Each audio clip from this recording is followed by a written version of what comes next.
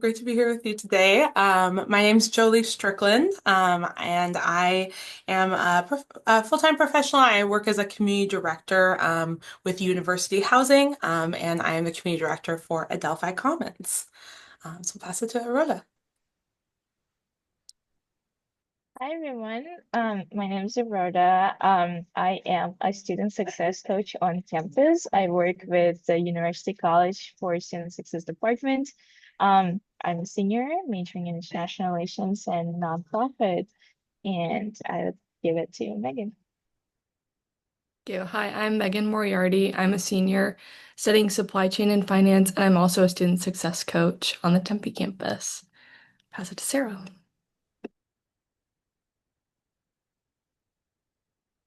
There we go. Hi, everybody. Very excited to be here. My name's Sarah. I am a full-time Explore faculty member, so the Explore program is my home. Um, I am coming to this conversation from the world of design and from coaching and leadership development. So I'm super excited to be here to talk and hear from everybody on the panel too. I will pass it to Ray. Hello, everyone. My name is Ray, and I'm a junior studying journalism mass communication. I work as a Cronkite ambassador at the downtown Phoenix campus for the Walter Cronkite School of Journalism and Mass Communication. Thanks, everyone. I'm excited to, everyone's bringing some diverse backgrounds and majors to this conversation, so looking forward to hearing from each of you today. So I just want to start off, this is a very broad question. When you hear the term time management, what does that mean to you personally?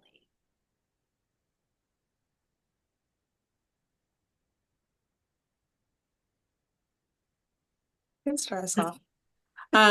Yes, time management, I would say to me, it really means like taking control and ownership over your own schedule, and your own time, as a student, as a staff member, and really taking control of prioritizing where you need to, planning ahead to meet your own personal commitments, and sometimes even shifting or, passing on commitments, if that's what you need to be able to meet some of your other time management goals. So that's what it means to me.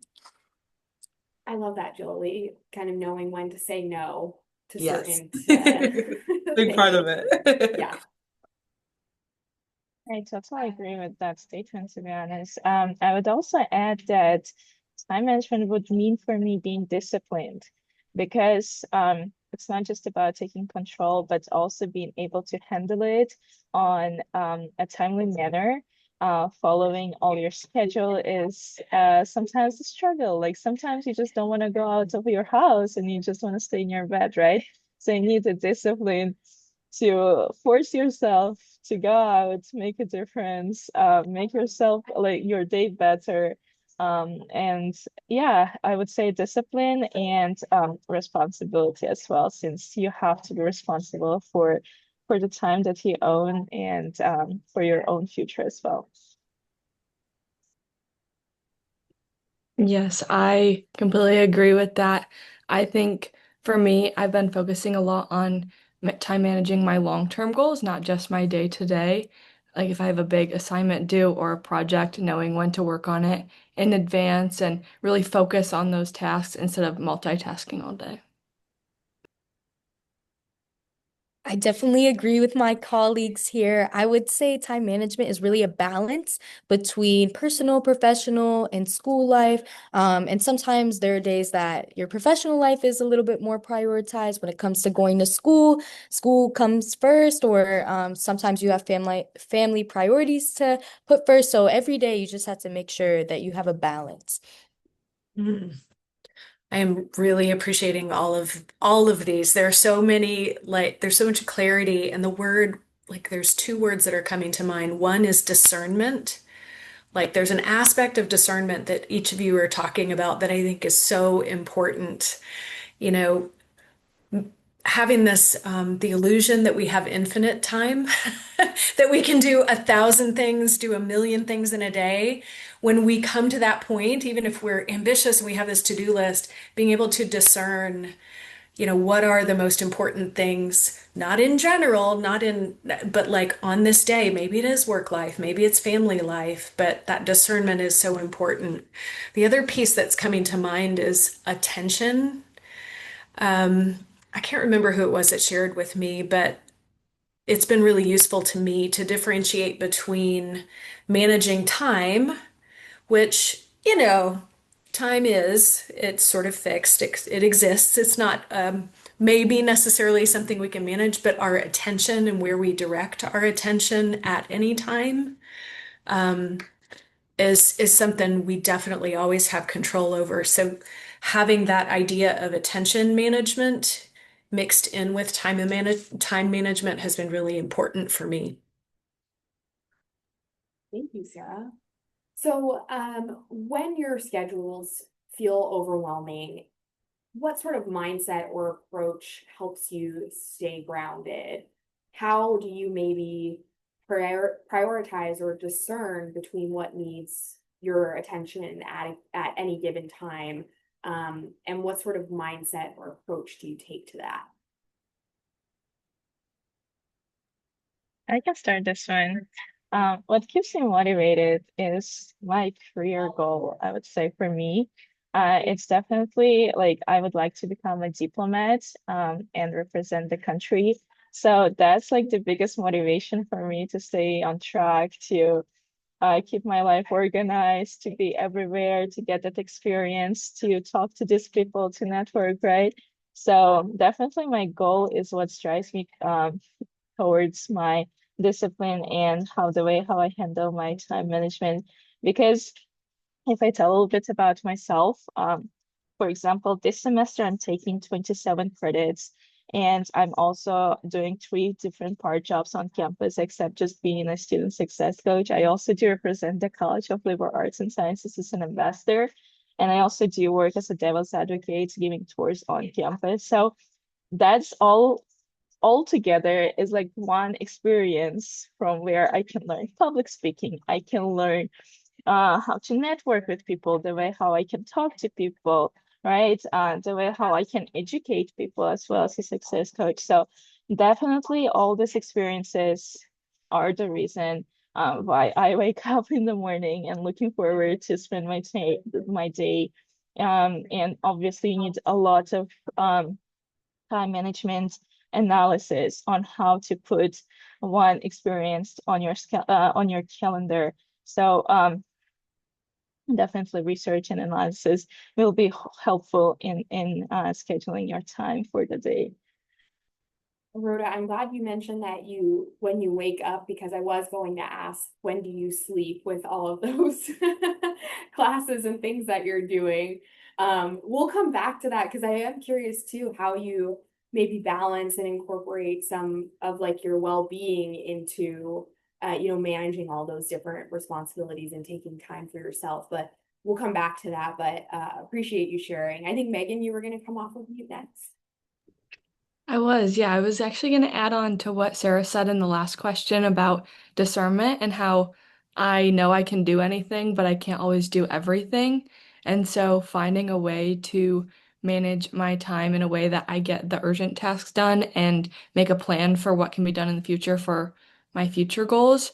I am big into writing down, taking maybe 5 minutes at the beginning of my day to write down everything I have to do in the day and not spending too much time on it because I have had times where I spend an hour planning every little step, and by then I could have just already hopped into something else. So just making a brief list of what I have to get done has been really helpful, and like seeing it on paper helps me not get too overwhelmed on those busy days. Great stretch. Yeah, I want to jump in because I feel the same way where I've gone through times where the planning itself can take away from the accomplishing. So I feel like when I'm feeling overwhelmed, sometimes like I try to like jump in and get something done, so that I feel that sense of accomplishment and like I've gotten started, and then like something I know is really urgent on my plate, and getting that done helps jumpstart the rest of my productivity. So I found that works really well for me once I have an idea of what I have ahead of me, just getting something quick that I can get finished up. especially if I have like a bigger task, picking part of it, and getting that done and getting that sense of accomplishment from it, helps me not feel so overwhelmed. Like, it's okay, one step at a time. You're gonna do the things that you got to get done. I'm just going to jump right on this virtuous procrastination train. That's how I view the calendaring activity that ends up taking up, like, I could extend that into an entire day because I love planning. But there is that moment where you're like, sister, you got to get into it. Like, we got to get some stuff done, right? So yeah, that is a huge watchword, Megan. I'm so glad that you brought that up because it feels so good to get organized that sometimes I can lose myself in it. So that inventory, like you were saying, Aroda, at the beginning of the day, I usually make a weekly plan, and then at the beginning of the day, I will get up and kind of assess what how realistic my plan is because if my energy has tanked or something has happened during the week that it really doesn't seem practical or likely for me to get to the things that I put on the list initially, it's not the end of the world if I'm planful about it or I'm intentional about it. So I try and adjust as I go to kind of respond to my energy levels, my how much attention and sort of creativity, hopefully have those the way that I'm being and feeling match the activities that I have committed to or want to commit to in the day. I think Sarah just brought up a great point about adjustment. Our schedules get so busy. Sometimes we have things that come up, and it all takes communication to advocate for, oh, maybe there's a day that you're feeling overwhelmed. You may need to move your priorities, or you need to adjust to adding something on the schedule. I think for me, Google Calendar has become my best friend, adding what assignments are due, or if I am adding on work to do, even being involved in like student organizations. If I have a meeting for like, I'm a part of USG downtown, so I serve as the vice president of services, and there's always a fun little meeting. So managing my class time, my work time at the Cronkite School, and then also being involved in class, just making sure that I'm okay mentally, and then adjusting to whatever comes through. Thank you, Ray. I want to, this next question kind of in regards to what, Megan, Sarah, and Jolie were mentioning in terms of, planning, but then not over planning and knowing when to kind of jump in to the things that you have to do. But I'm also curious if you could share a time maybe when a plan that you had just completely fell apart and how you got back on track, or what are some strategies that you use to maybe not discourage yourself, because I know sometimes it's easy to, well, that didn't go to plan, so everything is ruined when things still have to get done. So how do you kind of manage when plans fall off track? I can start. I think it comes for a time of growth. Sometimes things are just meant to fall apart and allow us to grow. I'd say recently I've been trying to manage like my work at Cronkite and getting those like students ready for like the admit packets and their letters of enrollment, while also planning like a whole bunch of career fair events for undergraduate student government. And sometimes like we have vendors that we want to bring along, or nonprofits, and they just fall through. So I think it allows me like a time of growth and a time of backup planning. Like if this goes wrong, now I have this time. If this doesn't go right, this is what we can do moving forward. So just a lot of growth with that. And kind of having like a contingency in place. I love that. I would say a time recently, well, I can say this happens a lot, because working in housing, a lot of unexpected things find their way to me in their day. Like the other morning, I had like a few different goals that I was really hoping to get done with my morning. End up having like a facilities emergency we had to manage. That took up the whole morning, and I had meetings the rest of the day and most of the following day. And I kind of took a look at like prioritization and like what I really needed to get done the most. And I made decisions based on that. I canceled some meetings, I combined some meetings, some one-on-ones became two-on-ones. And that just helped me manage my time better. So I had to be honest with the people around me about what I needed, which I think is very transferable. Obviously, as humans first, it's important to have your time with family, have your time with friends, but if something unexpected happens and you need to shift plans around, having that strong communication with the people around you, with your supervisors, about what happened, what threw you off track, and how they can best support you. I'll jump in on those heels, Jolie. Yeah, I am really appreciating the communication piece of it. I always tell my collaborators, like, when stuff falls apart, communicate more, not less. Like, over communicate, you're going to think that it's a waste of time, but it's not. Because what we do often impacts, multiple groups of people around us. And so it's a courtesy, of course, to let everybody know, but it also reduces the stress that we continue to hold when stuff is falling by the wayside or not happening in the time or manner that we think it should. So, what Ray was talking about, that continuous improvement process, that agility to continue to ask, like, okay, so this was the plan. It didn't happen the way that I thought it could. How else can I get it done? What else is possible for me? And there's a shift that happens, a curiosity shift that happens when you go from thinking, oh gosh, it's not going to happen, stress, and the little monkey mind is going crazy, to like, okay, it's not happening. Okay, team, in my head, how else can we make this happen? And then it's sort of like a design question, right? Okay, what else can I do?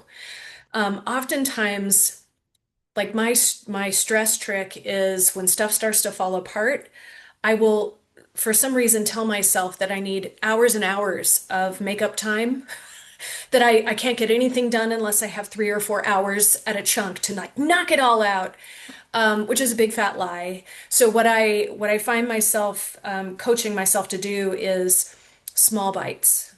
Like, I have 15 minutes. What can I get done in 15 minutes? If I'm grading, right? And I tell myself, oh, I can't do grading until I can get through an entire assignment for 100 students.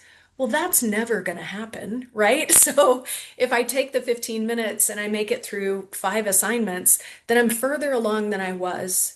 And also it's not derailing me. So small bites, tiny habits, and the last thing is reducing split attention. So a lot of times, when stuff begins to go by the wayside, I try and convince myself somehow that if I do a lot of things all at once, that they will get done more efficiently. And the research on multitasking that's finally coming out is debunking multitasking.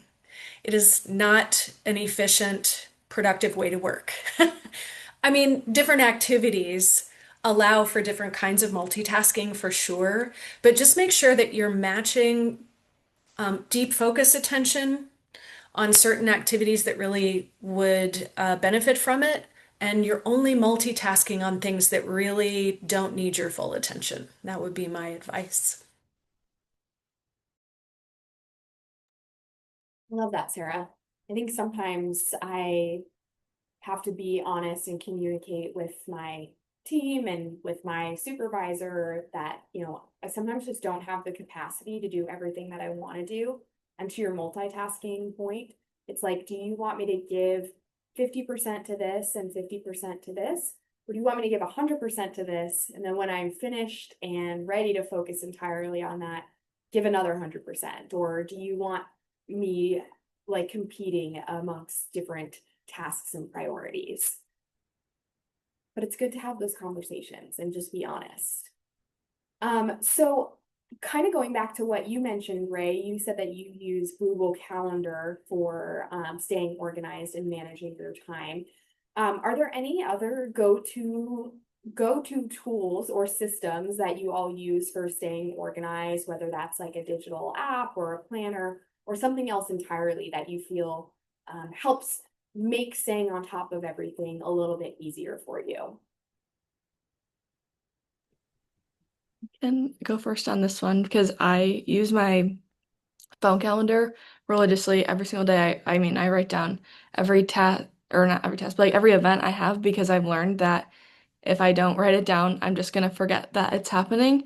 And so I also have started blocking out time for homework. And for example, right now I'm working on my Barrett thesis. So no one is telling me I have strict deadlines or exactly when to get things done. It's really up to me to make that plan and make sure it all happens. So I've started to put in 2 hour time blocks in a day of like working on specifically the thesis and not worrying about other work I have, having to manage it at a different time. And so that's been really helpful for me. I love that, Megan. And I think that's a organization hack or skill that you're going to take with you into your career too, because I do the same thing.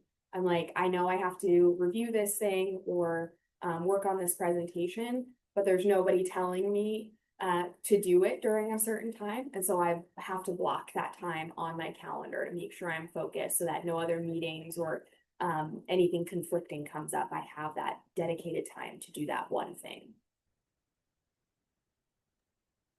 And I can continue on that. I also use my phone calendar a lot when it comes to specifically scheduling my work hours. Since I do 3 different jobs, my phone calendar being a way to go right in front of my eyes. And then there is 3 things that I use for my assignments since navigating 27 credits was a little bit hectic, but it's all right. So for Canvas, the Canvas has an option that you can sync your calendar with Canvas assignments. So all of the assignments that are due are on my calendar automatically, so I don't have to do anything. So that saves a lot of time. Second, Canvas has extensions, 2 extensions.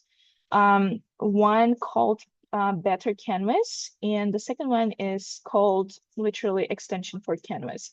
So one extension is going to show you all your assignments that are due on just like one side of the canvas, so it stays organized. And once you complete the assignment, you can actually mark it as a complete, and it's going to give you like a small celebration confetti. And that's kind of like, a fun thing that is, oh yeah, you completed your assignment.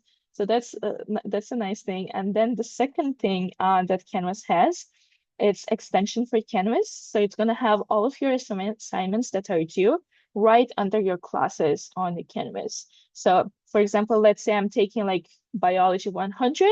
Under my Biology 100, right, there's going to be like small like sticky notes kind of thing with all of the assignments that are just specifically for that subject. So that's been very much helpful navigating both work and academics in like separate platforms with calendars. That's a great strategy. And I imagine, with the extensions that Canvas has and being able to add it to your calendar, I mean, that just makes it easier. You don't have to go in and manually input those due dates or assignments that you have coming up. It simplifies that. That is awesome to know about, Eroda. I have conversations about time management and calendaring a lot with students, and I don't have access to the same extensions that students do, so I appreciate knowing what some of those options are. Thanks for sharing that. Um, I use an app called Todoist. I mean, I definitely use Outlook. My Outlook calendar, personal calendar, and work calendar are sort of integrated. So I try and keep everything on one calendar. But Todoist is a list app. Some of you may have heard of like Trello or excuse me, Asana is similar to that, but I think Todoist does a really good job of allowing you to make different kinds of lists. And there's this book called Getting Things Done by David Allen. He's got a whole system of organization. The main takeaway I have from his work is to group different to-do lists by the location of doing them. So regardless if I have a work phone call or a personal phone call, I have one to-do list for all the calls I have to make in a day because it all happens at my phone. Everything that happens at my personal computer versus my work computer, those are two separate lists. So that's been really helpful because I'm not tracking down or having to make additional decisions about like, okay, what do I have time to do now? Or what should I do? And then I have to make another decision and then I'm off to panic land or, sort of twiddling my thumbs in delay. So Todoist has been really helpful for me. And it's free. They have a free version of it, so you don't have to pay for it. I think you can get 5 different to-do lists. They also have a project management feature where you can, I think with the free version, where if you have a big project, like Megan, you were talking about your thesis. So if you had multiple steps in there, I think you could track it through that app too. Thank you, everyone. So I'm curious how each of you manage distractions or protect your focus. But then on the flip side, would also love to hear how you maybe make time for distractions because that's important too. Kind of unplugging or, stepping away from work or school and just doing something for you or to kind of decompress. So two-part question, I suppose. How do you manage those distractions and protect your focus, but also how do you allow for them?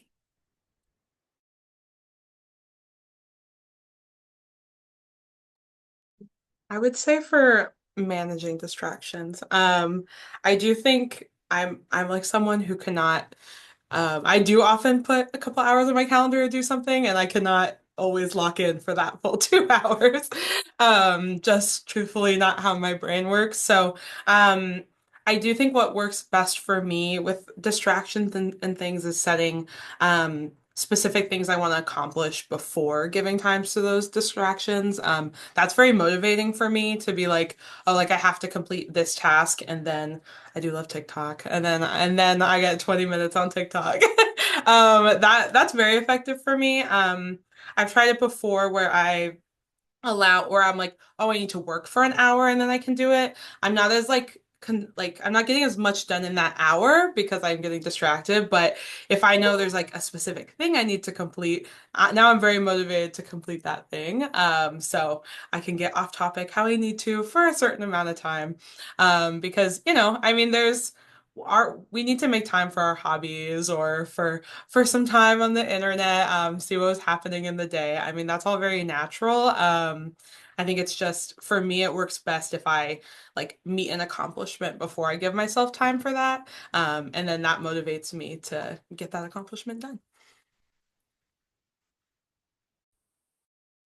I would like to share one thing. So, there are a few apps that were keeping me focused so far. So there's one app, it's called um Growing Tree or Tree Focus. I don't remember exactly, but the whole situation was like the more you don't touch your phone while focusing, so the app is on the background, there's like soft music playing, the bigger your tree grows. And once the tree completes its grow, you can get another tree and grow another one. So you kind of get like a forest of trees the more focus you have.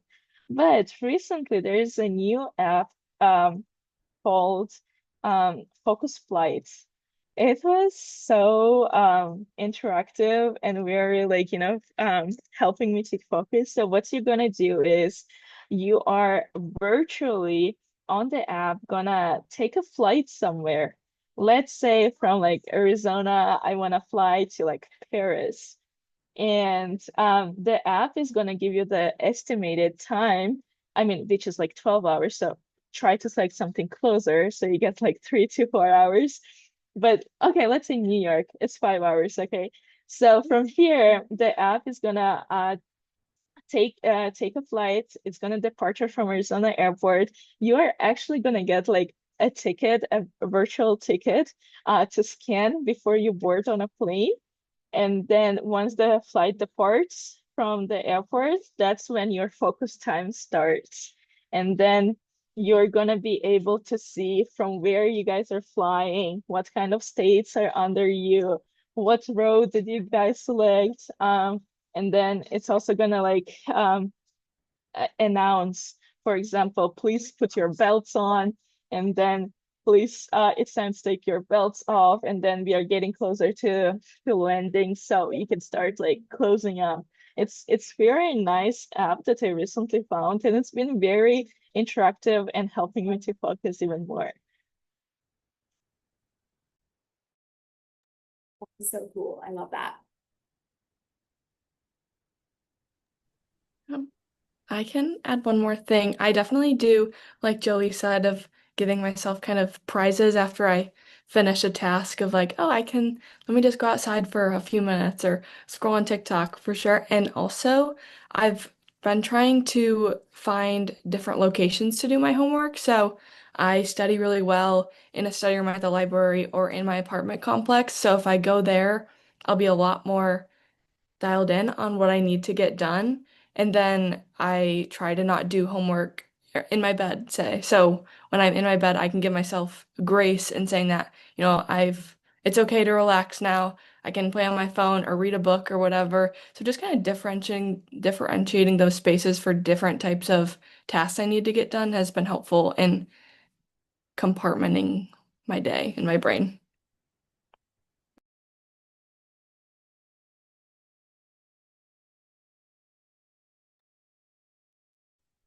So, each of you probably work with students in one way or another. So, Megan and Aroda, you're both success coaches. Sarah and Jolie work with students pretty regularly. Ray, I'm sure you have colleagues in your office or students that come to you all where you're working. So I'm curious, what is a common time management mistake that you see students or colleagues make? And how would you encourage them to maybe rethink it or approach it differently? I can start. I would say, as a Cronkite ambassador, a lot of us are like in our capstone programs at the Cronkite School. So we'll have like the 9 to 5, either Monday, Wednesday, or Tuesday, Thursday. And we have a lot of work to get done in the office if we're not doing tours for prospective students. But I think a mistake is that students are doing their homework during our shift, and it's like we have a lot to get done. Sometimes it's nice, like if our boss says like, oh, we have a little bit more time, like to work on our own like personal like goals and things like that. But I think that's a mistake is like students get a student worker position and they end up like doing a lot of homework during that shift, especially when it is a busy shift. I think that comes with like that communication part. My advice that I always tell them is like, okay, if we get this done, if we get all this done now, then we'll have some time to do that. Or if we work on this today, maybe next shift, like we can focus on like schoolwork and things like that. And having that communication with our boss because she does understand like we are students and we are like also student workers. Yeah, I would say one of the biggest time management mistakes I see my students come up to is like taking on too much and not giving themselves grace when that, inevitably things are missed. That's being human. I think too, I one of my staff members, she last year was like extremely involved, so many clubs, just everything you could think of. And I could just see it burning her out throughout the semester. And that's real. And this semester, I think she really took a step back at like what was most important to her, what involvements she felt like were most significant to her trajectory and what she was looking to accomplish. she took a couple things off of her plate. And I've just seen her thrive since then, because she just has the time to put her best into everything that she is doing. And not like, you can't be perfect at everything. If you're splitting your time and your energy amongst too many things, you're not going to hit any of your goals. Really like challenging them to take a look at what they have. Some of them are going to stay involved in absolutely everything, and they're gonna make it work. They're gonna prioritize that over their sleep some days. But I really challenge them to challenge that, because them being humans, keeping their hobbies, keeping their other interests while still having these involvements, is essential to their success. So understanding when to take a step back from certain things too is really important. I agree with what my colleague said. And what I would add, probably all the students that I get for my appointments, um, I do believe that the only mistake, I mean, I don't call it a mistake, to be honest. I do believe they are um, not able to manage their time just because they do not know how to do so, or they do not know how to, again, like Rhea has mentioned, they didn't know, they didn't communicate enough to get to know what are the um, responsibilities, right? So they don't know how to manage the time management. They do not know how to balance their lives. They do not know um, what to do next, and there is nothing that motivates them, for example, as well, to keep going and taking care of their schedule. So here as a student success coach, my biggest role is to provide the knowledge, the resources that we offer here at the center. Because, like, for example, some people, they call themselves lazy, but you're actually not lazy. You just didn't know what to do at that time. This is how I see, if you would have enough motivation and enough ideas, thoughts on what do you want to do and how to impact your future, right? None of us would be just sitting and like scrolling from TikTok, right? At that point, you just didn't know what to do. So that's totally okay. Here I am as your coach to talk to you and to suggest to you what to do, what's going to happen next, and how to use your time more efficiently. So I am trying to provide that knowledge by understanding who they are, what kind of background they're coming from, and what they're looking for. So yeah, that's my thing. That's an excellent call out that they just might not know how to manage their time yet. I mean, I think if we think about the students coming into ASU that going into their first year, some of them might never have had to balance these different responsibilities, or there's a lot of freedom that comes with being a college student, right? That maybe this is the first time you're experiencing that freedom. Maybe your parents were helping you get up and make sure you went to school on time, or that you were at your sports or any clubs or organizations, and now it's kind of on you to manage that entirely. And so that's a really great perspective that you bring up, Eroda, and that I'm glad you include in conversations as you're doing your success coaching, that you understand that maybe this is just a totally new concept for some people.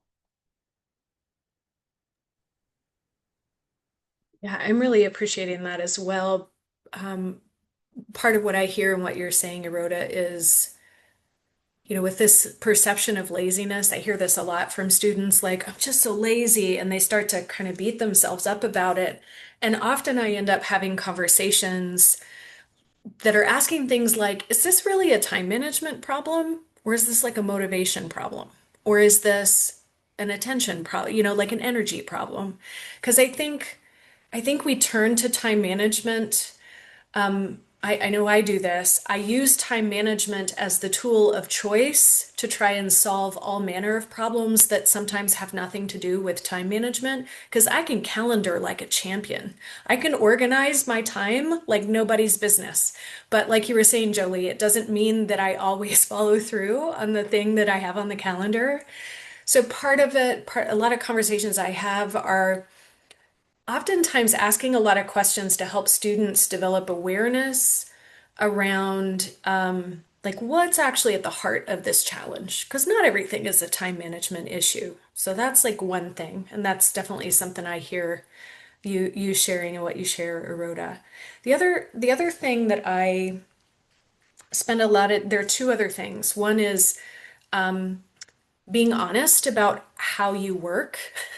I'm a morning person, so my most productive hours of the day are actually like 5:30 in the morning to 9. And if I can block out those hours of the day for just getting my work done, I tend to get a lot more work done. My husband is a night owl. His most productive hours 10 p.m. to 2 a.m. I am asleep.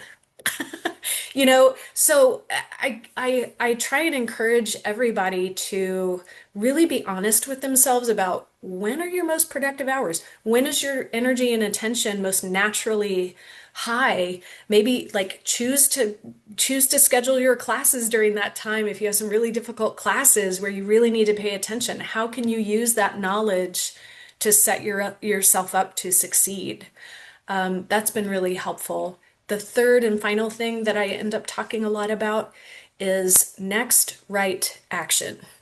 And this is from the Getting Things Done stuff from David Allen.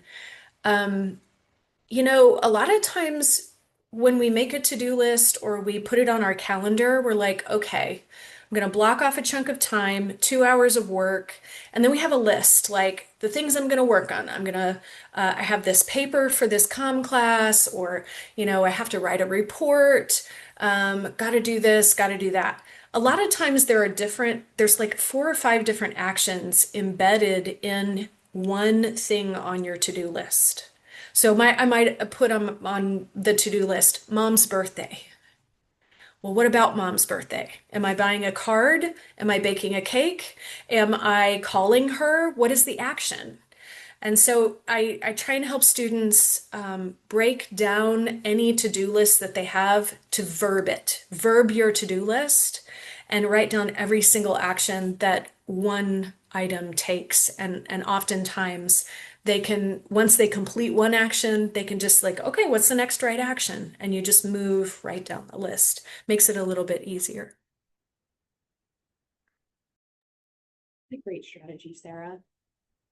So we are coming a little bit closer to the end. I want to make sure to leave some time for our attendees to ask any questions that they might have of the panelists. So I just have 2 more questions for each of you. Curious about one thing or anything you've learned about setting boundaries or saying no when your plate is full.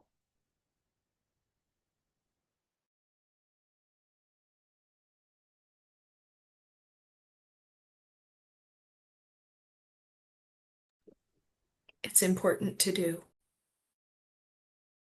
Yes. Yeah. I think I mentioned a little bit in my last answer. But I really like you can show up as your best self to anything you're doing if you have too much on your plate and you haven't set those boundaries. And you need to include your own personal well-being, your own personal time to recharge in your schedule. And that means if that's time you have reserved for that, that's when you have, I don't know, tennis or like a ceramics class. Like that's time that's very important, even if it's not directly major related. Like that's something you set aside because it's best for your well-being. So protect those times the same way you protect your work responsibilities, your class responsibilities, and set those boundaries so you can show up as your best self. Yes, I totally agree. I was also going to add that something I learned at my internship this past summer, since that was, one of the first times I had been working 8 to 5 in an office and had like those types of responsibilities, was when my plate was full, expressing that and saying, and if I had capacity to do part of the task, oh, I could do this little part, or if I had time next week, like, could this wait until next week? Trying to find an alternate solution if they do need help with that, or if it's some type of team project, a way to still contribute, even if yes, right now isn't an option for me. I would also add it's okay to say no. It's okay to say no to certain outings or events or even meetings, like if it is not in your capacity at the moment, or maybe you can table conversations for later. I would say with like undergraduate student government, we're always running into like, oh, this is such a great event, this is such a great idea, such a great collaboration, but the deadlines are coming up and sometimes it's just not in my capacity. So it's okay to say, no, not right now, but we could work on it later. Even, and also saying no to like going out with friends if you do have priorities as well. Yeah, that can be tough, saying no to those personal things that maybe you want to do, but you know that these other things maybe take higher priority. That's great advice. So as we wrap up, what is one small change or strategy you'd recommend attendees who are on this workshop try this week to feel more in control of their time?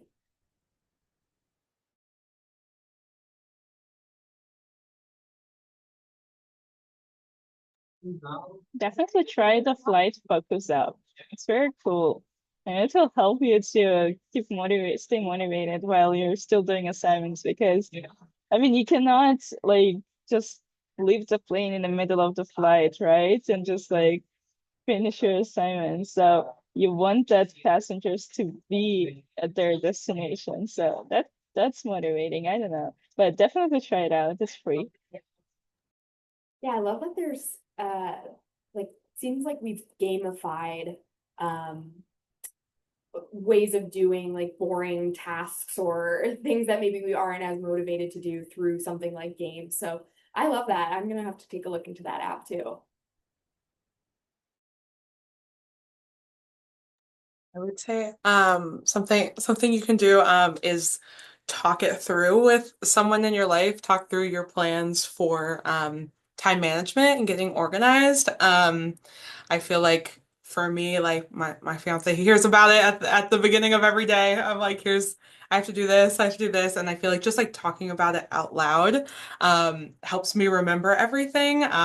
Write it down after, but definitely like find someone to talk to and they might have good ideas too and you can bounce off with them. So if that's like a peer, someone you work with, someone you have classes with that you can like bounce ideas off of for that time management. And kind of you can have them be your accountability buddy if they're down, so you guys can keep checking in so that because a lot of times after these meetings you get good ideas and you put into practice for a week or so and then it can start to fall off again. So find that buddy that's going to help you stick accountable to it and talk through your plans with them. Yeah, I would say maybe taking 5 minutes at the start of the day to write down what you need to get done with that day and making a plan for when it's going to get done. And then also at the end of the day, taking another 5 minutes to see what worked and what didn't, especially when you're trying to figure out your time management style. Like I know for me, I have 3 classes in a row on Tuesdays, and I do not do good work after that. I'm tired and I just want a minute to relax, so I'm not going to schedule an important meeting right after that or something like that where I can notice those things about myself and then find an alternative route to move forward. I love that advice, Megan. And it reminds me to kiss the day. So I had a graduate school professor who I was trying to make things really complicated with this design that I was doing, and he's like, okay, you need to kiss this. And I was like, what are we talking about? And he said, keep it simple, stupid. So kissing the day for me is picking 3 things and doing them well. In any given day, I may have 20 things on my to-do list for the whole of my life. Usually it's more, but realistically, as Megan, you're saying, like pick 3 things that really, really would impact you in a positive way or impact your work, the people you work with would really move the needle for you. 3 things. And if you can get those 3 things done at the end of the day, give yourself credit for that, feel good about it. I think it's really important to celebrate what you do rather than just look at the looming things left on the list that you didn't get to. So kiss the day every day. kind of adding back to what Jolie was saying earlier, like sometimes you just need a minute on TikTok, sometimes you just need a minute to yourself. So I would say it's okay to take breaks and kind of work toward that progress. As Rhoda mentioned, that app could be a really good way, but it's okay to like kind of motivate yourself, work on a couple things. Once you meet that halfway point, take a small break and then get back to work. Great advice, everyone. We do still have a couple of minutes left, so if there are any questions from anyone in the audience, you're welcome to come off of mute or throw those questions into the chat. One. So from Griffin, he states, something that I struggle with is making progress on my long-term goals when there are more urgent matters. For example, to become a better artist, I know I need to practice, but when there is always the next assignment deadline, I end up prioritizing that instead of allocating that time for art. Do you guys have advice on making time for those personal goals? That's a great question, Griffin.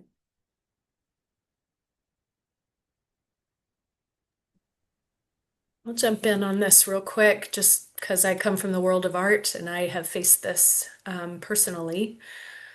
One question that comes to mind is, you know, you need to practice. That's what you shared in the message. What does practice mean to you? Are we talking about a 4-hour chunk? Are we talking about 15-minute doodles? I guess I would invite you to think about all the different ways that you could practice and maybe get creative about where and how practice can happen. I don't know if that's helpful, but that's what's coming to mind. Yeah, I feel like a couple things that have been said throughout come to mind for this. I mean, definitely, I think with these longer term goals, it's easy to brush that off if you need to knock something off of your plate. But really, like, if you set time in your calendar to do this thing, it should be just as set in stone as a deadline you have. I know it can be easier said than done when those deadlines are fast approaching, but putting in your schedule and holding to that for any other meetings or anything you're scheduling, and being honest with people about that is super important. I also think something that was talked about earlier is like, and was mentioned a bit by Sarah, is like you don't need like a large span of time just to like get some practicing and get some work done on it. And the illusion that you have to have like a full like 3-hour time block to even start it can keep you from ever getting it done because you won't find that big of a range of time. So look for gaps between classes. Look for if you get plans canceled, throwing it in there. Look for creative times that you have on your plate to try to throw it in. But it's just as important as your upcoming deadlines, and you should communicate that. But yeah.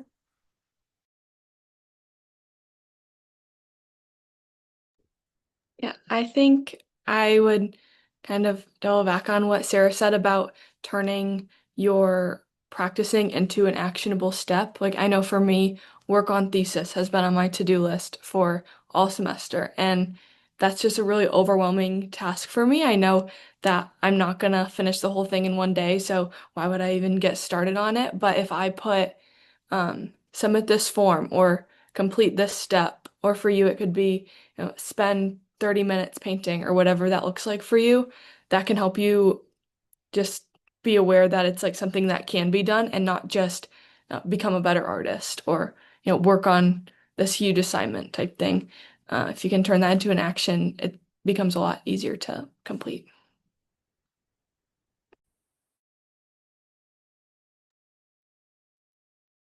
Great advice. Thank you.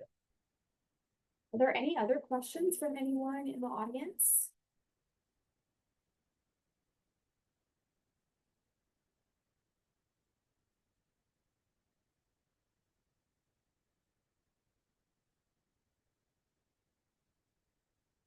Did pause long enough. But I want to thank everyone for attending today's workshop and a huge thank you to our panelists for making time to participate in this workshop. We really appreciate the different pieces of advice and anecdotes that you've been able to share. I think ultimately, it's going to be up to each of us to kind of figure out the best way and best strategies to manage our times. And I think that you've given everyone in the audience today a lot of great places to start and strategies and tools that they can hopefully begin to implement. So with that, again, thank you all for joining today. We did record this session, so we'll be sure to add this to our Work Plus YouTube and our website. We'll also share it in the Student Employment Slack channel if you want to refer back to it at any time. But I hope that you all have a great rest of your day, and thank you again.